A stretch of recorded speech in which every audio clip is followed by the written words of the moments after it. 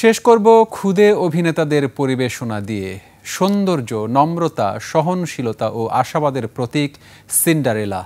সাধারণ এক মেয়ে অসাধারণ গুণের অধিকারী। সহিষ্ণুতার এই প্রতীক সিন্ডারেলাই গ্রামবাসী থেকে হয়ে ওঠে রাজপ্রাসাদের আলো।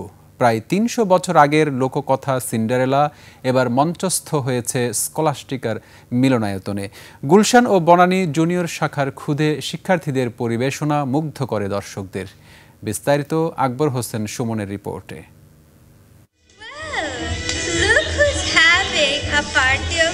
সিন্ডারেলা ধুলোমাখা পুরনো বাড়ি আর কঠোর সৎমা ও দুই সৎ বোনের নিত্য অবহেলায় বেড়ে ওঠা এক সাধারণ তরুণী। নিত্যদিনের গৃহকর্ম আর অবহেলার মধ্যে জীবন কাটলেও কখনো হারায়নি হাসি কিংবা আশার আলো। রাজপ্রাসাদের এক নাচের আসরই বদলে দেয় সিন্ডারেলার ভাগ্য। সৎ বোনদের ষড়যন্ত্র উপেক্ষা করে পরী গডমাদারের জাদুর ছোঁয়ায় সোনালী গাউন, ঝলমলে কাঁচের জুতো আর রাজকীয় রথে চেপে পৌঁছে যায় নাচের আসরে।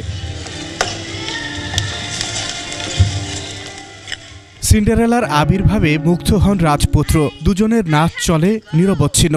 মধ্যরাতের আগে ফিরে যাওয়ার শর্তে দ্রুত প্রাসাদ ত্যাগের সময় সিন্ডারেলা ফেলে যায় তার কাঁচের জুতো।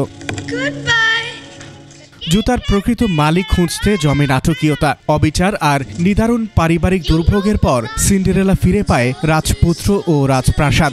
স্কলাস্টিকার জুনিয়রদের এমন নান্দনিক উপস্থাপনা মুগ্ধ করে দর্শকদের। সিন্ডারেলার চরিত্র সততা ও সৌন্দর্যের, তাই চরিত্রে অভিনয় চ্যালেঞ্জের। It makes you perfect. It makes you fine. It makes you beautiful and everything.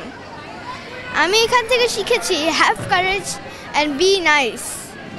সব কিছু ভুলে যাও, একটা জিনিস মনে রাখো, তুই পারবা, ওটা কখনো মাথা থেকে নিবা না।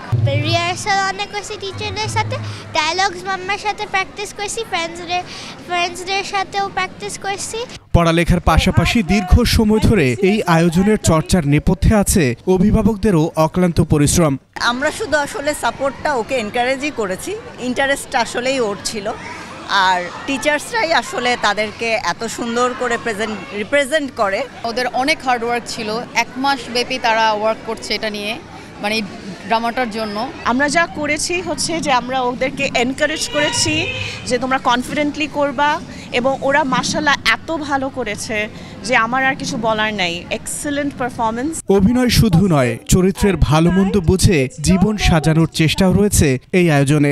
একটা হিউম্যান বিইং হয়ে ওঠার জন্য যেমন লজিক্যাল হতে হয়, তেমন ইমোশনাল জায়গাগুলো, সেন্সিটিভিটিগুলো গ্রো করা দরকার। রেসিলিয়েন্স, পারসিভিয়ারেন্স, কাইন্ডনেস, এই গুণগুলি আমরা চাই যে শুধু গল্পের মধ্যে সীমাবদ্ধ না থেকে বাচ্চারা তাদের জীবনে, তাদের স্কুলে এটাকে উপলব্ধি করুক, এটাকে প্রয়োগ করতে শিখুক। ধৈর্য, সততা আর বিশ্বাসী সৌভাগ্য গড়ে তোলে। সিন্ডারেলা তার অনন্য উদাহরণ। আকবর হোসেন সুমন, 21 টেলিভিশন, ঢাকা।